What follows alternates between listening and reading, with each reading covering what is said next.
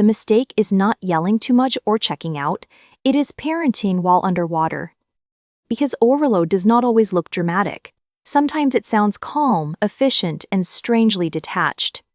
You answer the question, pack the lunch, sign the form, and still miss your child. Not because you stopped caring, but because your brain started surviving everything before it felt. That is the part nobody warns parents about when stress becomes the family background noise. Overload does not only shorten patience, it narrows attention until love gets squeezed behind logistics. And when that happens, good parents start acting unlike themselves in ways they barely notice. They become efficient with tasks and strangely unavailable during moments that actually need softness most. A child starts talking and the parent hears words but not the feeling underneath them. A teenager shrugs behind a screen, and the parent reacts to defiance instead of depletion. A partner asks something small, and suddenly it lands like one more impossible demand tonight. The painful part is how normal this can look from the outside to everyone else. You are still showing up, which makes it harder to notice what stress is stealing. Because overload rarely says, "I am burned out." It says, "Hurry, fix this, keep moving." So the mistake begins innocently, inside useful habits that seem responsible, loving, and completely necessary. You stop pausing before answering because there is always dinner, homework, laundry, emails, and tomorrow. You stop noticing your body because everyone else seems louder, needier, and far less able. You stop asking what is really happening and start reacting to whatever is nearest first. That is why overload creates mistakes that feel personal, even when the cause is systemic. The sharp reply is real, but so is the invisible pressure stacked behind it lately.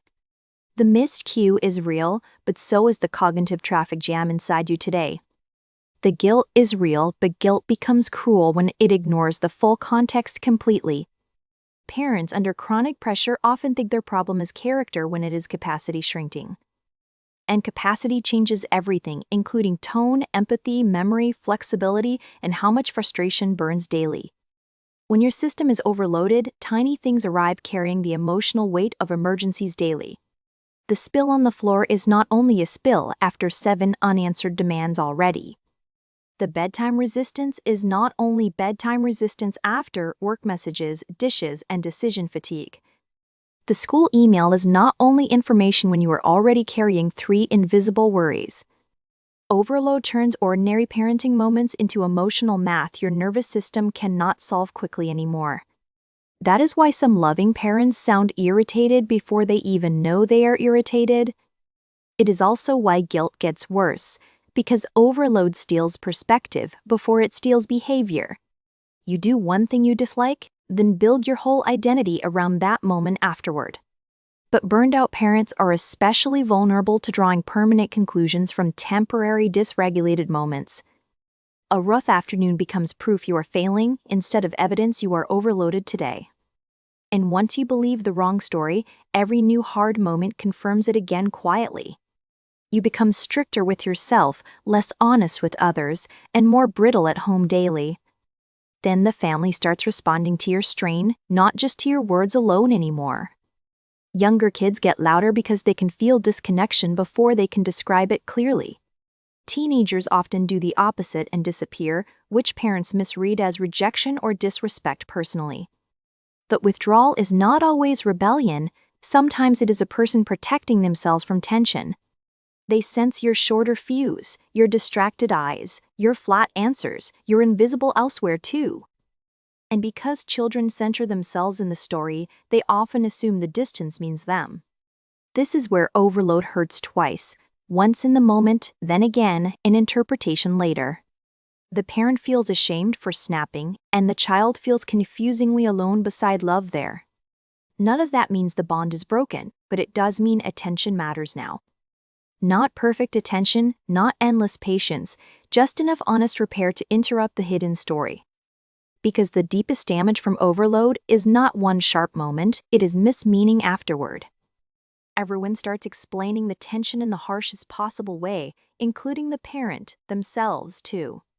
So what helps first is not another rule, it is a more accurate explanation entirely. You are not failing. Ordinary moments feel harder because your inner resources are running lower. That shift sounds small, but it changes how you meet yourself after difficult moments later. Instead of asking what is wrong with me, you ask what depleted me before this. That question does not excuse harm, but it prevents shame from replacing understanding too quickly. Shame makes parents hide, defend, and perform. Understanding makes them slower, clearer, and repairable again. And repair matters more than perfection, especially in homes carrying modern pressure every single day. Repair can sound simple. I was overloaded, and my tone was not about you today. That sentence gives a child something precious, a reason that does not become identity later. It also gives you something precious, accountability without the fantasy that stress should never exist. Because stress will exist, and families do not need denial nearly as much as honesty. Honest parents can say this season is heavy and I want us gentler inside it. That honesty lowers tension because everyone stops pretending the house feels lighter than it does. Another shift is noticing what overload steals first because it rarely steals everything equally away. For some parents, it steals patience first, making every interruption feel physically invasive alarmingly fast. For others, it steals warmth first so they sound flat even while trying hard inside. Sometimes it steals curiosity, which is why a child feels difficult before they feel understandable. That is an important clue, because curiosity usually disappears when the mind is defending itself. An overloaded brain does not ask, "What happened here?" It asks, "How can this end?" That urgency explains much of parenting behavior that feels colder than the love beneath it. Quick correction replaces conversation because conversation requires bandwidth that overload has already quietly consumed today. Controlling the room feels easier than connecting inside it, especially after a draining day already. Screen fights become explosive, not only because of technology, but because both sides feel unreachable. Parents see avoidance, disrespect, and delay while exhausted kids experience escape, relief, and temporary control. Kids see pressure, monitoring, and one more place where they cannot breathe without being judged. The argument looks like it is about screens, but often it is about overloaded systems. One small rescue is naming the real problem before solving the visible one first together. Not "put the phone away right now," but "nobody in this house has room today." That kind of sentence changes the atmosphere because it describes reality instead of escalating blame. Children often soften when the emotional truth becomes visible, even if the limit stays firm. Teenagers especially notice whether a parent is controlling them or finally telling the truth plainly. And parents soften too because truth interrupts the exhausting performance of pretending everything is manageable. The performance is expensive because holding it together often costs tenderness, rest, and honest connection. It tells parents to be grateful, calm, productive, emotionally available, organized, playful, and endlessly patient. It tells them to limit screens while answering work messages beside the bedtime lamp nightly. It tells them to protect childhood while scheduling childhood like a collapsing office calendar daily. No wonder so many parents feel guilty for wanting 10 quiet minutes in a bathroom. Rest starts feeling selfish only when a person has been trained to ignore depletion completely. And ignored depletion always returns somewhere, in tone, in numbness, in resentment, or in collapse.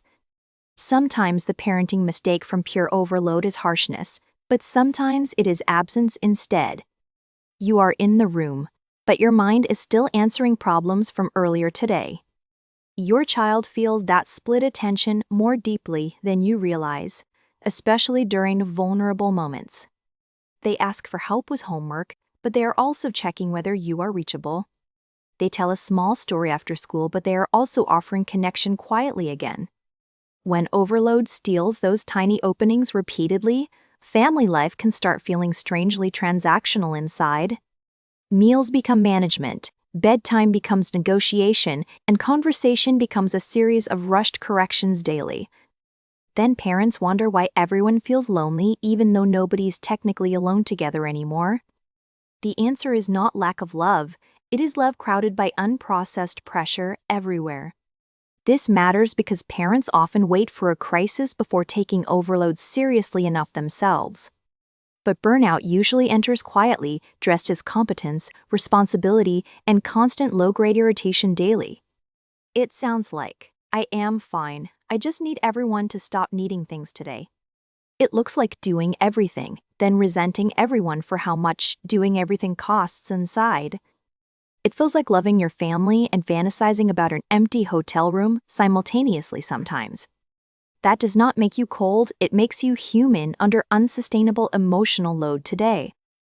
And human parents need something more useful than pressure. They need permission to notice reality.